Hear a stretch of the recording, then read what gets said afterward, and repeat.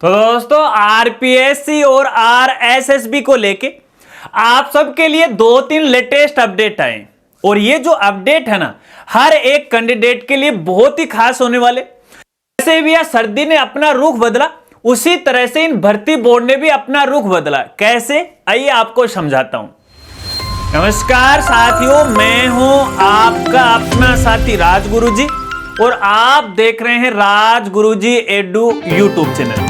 तो दोस्तों यहां पे आरपीएससी और आरएसएसबी यानी राजस्थान कर्मचारी चयन बोर्ड जयपुर के द्वारा अपने नियमों में कुछ बदलाव किया है। यहां पे पहला जो बदलाव किया है वो ड्रेस कोड को लेके। हालांकि देखिए आरपीसी के द्वारा ड्रेस कोड को लेके दिसंबर में बदलाव कर दिया और इधर आरएसएसबी के द्वारा ये जो ड्रेस कोड है वो 4 जनवरी से यहां पे लागू होगा। यानी 4 जनवरी के बाद यहां पे जो भी आरएसएसबी की भर्ती होंगी या जो भी परीक्षाएं होंगी उन परीक्षाओं में ये ड्रेस कोड लागू होगा। अब बहुत सारे साथी ड्रेस कोड के बारे में अच्छी तरह से जानते हैं और आप सबको यह भी पता है कि जब भी हम किसी एग्जाम सेंटर में जाते हैं तो यहां पे हमारे लिए एक ड्रेस कोड है संबंधित भर्ती बोर्ड के द्वारा लागू किया जाता है।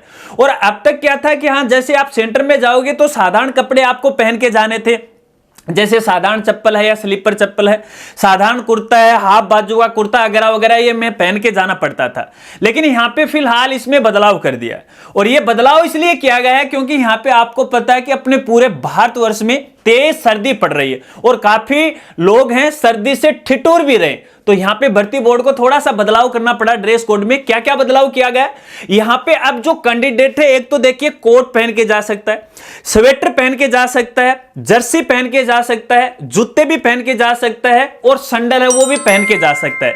लेकिन यहां पर एक खास बात आपको ध्यान रखना, यदि आप कोट या स्वेटर पहन के जा रहे हो तो उस पर देखिए बड़े बड़े मेंटल के बटन होते वो नहीं होना चाहिए। बिल्कुल साधारण स्वेटर साधारण कोट है वो होना चाहिए जिससे आपकी सर्दी से बचाव हो सके। और यहां पे देखिएगा सभी साथियों को कहना चाहूंगा यदि आप भी भविष्य के अंदर इस प्रकार की एग्जाम देने जा रहे हैं तो देखिए एग्जाम सेंटर तक तो आप अच्छी खासी अपनी व्यवस्था करके जाएगा क्योंकि भैया बहुत तेज सर्दी है फिलहाल यहां पे पड़ रही।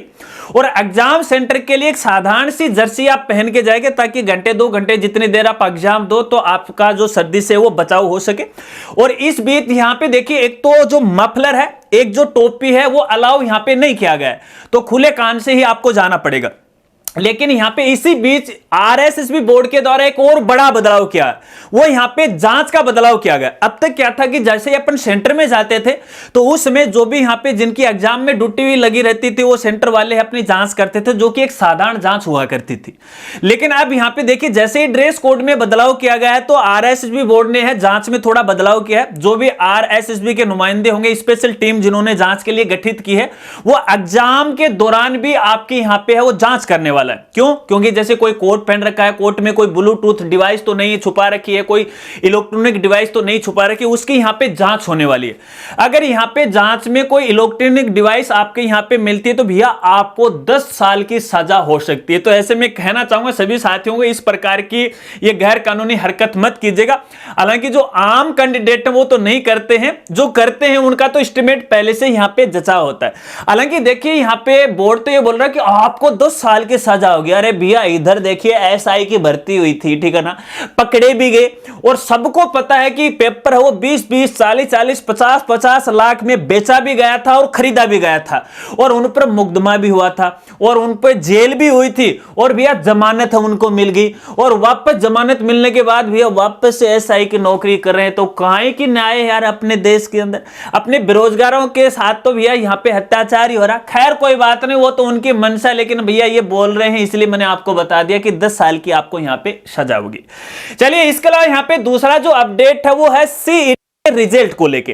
तो यहां पे सीईटी 12th लेवल और ग्रेजुएट लेवल का जो रिजल्ट है भैया वो जनवरी में आने वाला है। जी हां, इसके लिए यहां पे देखिए आरएसएसबी बोर्ड के जो अध्यक्ष महोदय हैं आलोक जी ने उन्होंने ट्वीट करके भी इस बात की जानकारी दी है कि भैया हमारी मंशा है कि जनवरी के अंदर अपन सीईटी का जो रिजल्ट है वो जारी करेंगे। तो ऐसे में यहां पे पूरी संभावना बन रही है कि जो सीईटी है वो जनवरी के अंदर है, इनका सॉरी जो आरएसएसबी है वो सीईटी का रिजल्ट है जो जनवरी में घोषित करने वाला है। तो काफी सारे जो कैंडिडेट हैं वो बार बार इंतजार कर रहे थे कि रिजल्ट कब आएगा कब आएगा। तो भैया मेरे को ऐसा लग रहा है कि जनवरी के एंड तक है आपका रिजल्ट आ जाएगा। बाकी तो बोर्ड की मनसा वो क्या करेगा क्या नहीं करेगा, मैं तो सूचना दे रहा हूं आपको।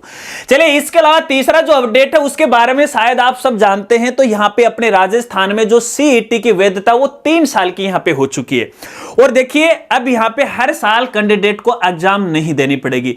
तो ऐसे में भैया देखिए 3 साल की वैधता तो अच्छी बात है, लेकिन आगे भर्ती निकालेंगे कि नहीं निकालेंगे वो तो एक अलग बात है। बाकी इन दिनों में तो देखिए अपनी इंडिया जो गवर्नमेंट है वो है, अपनी स्टेट जो गवर्नमेंट है उन्होंने कई क्षेत्रों के अंदर या कई डिपार्टमेंट की भर्ती निकाली। तो ऐसे में देखिए अगर आपको नहीं पता है तो वैसे तो सोशल मीडिया के सारे आजकल जानकारी आ जाती, फिर भी आप चाहते हो कि किस भर्ती के बारे में आपको डिटेल से बताना तो मुझे कमेंट करके बताएगा, ताकि मैं डिटेल से गहराई से जांच कर आपके सामने है उसका खुलासा कर सकूं या फिर आपको है वो बता सकूं।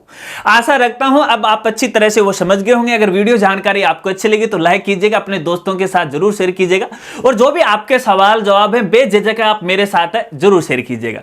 तो मिलते हैं फ्रेंड्स अगली एक नई वीडियो के साथ, तब तक के लिए जय हिंद जय भारत।